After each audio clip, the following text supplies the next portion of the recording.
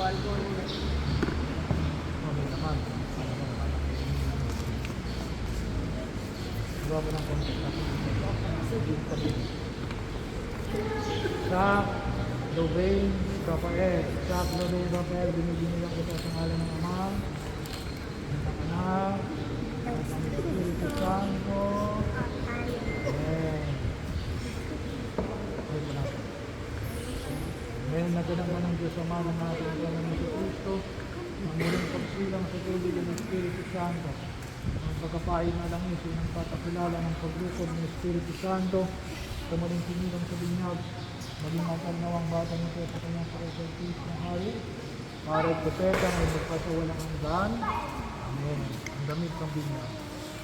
Ang damit ng binyag. At ang kulay Kristiyan.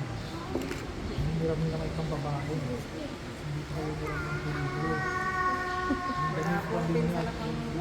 Muling pagkabuhay ay ganda ng muling pagsilang kay Kristo sa silang kalangan ng anak ng Diyos. Ay manatiling wagas ko ng bahay din sa kanyang karamdam at ang muling buhay ng walang hanggan. Diyan ka namin. Ito ng kabila mo.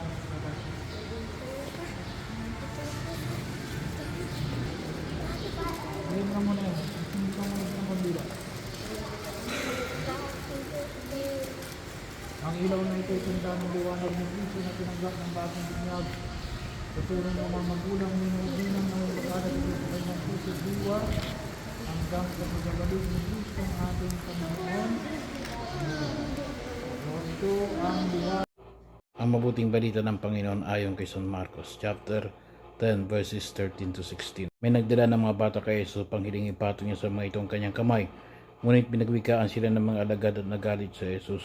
Nang makita ito, sinabi sa kanila, "Pabayaan ninyong lumapit sa akin ang mga bata, huwag ninyo silang sawayin, sapagat sa mga katulad nila naghahari ang Diyos. Itong tandaan ninyo, ang sino mang hindi tumanggap sa paghahari ng Diyos tulad ng isang maliit na bata, ay hindi mabilang sa mga pinaghaharian niya." At kinalong na Jesus sa mga bata, ipinato ang kanyang mga kamay sa kanila at pinagpala sila.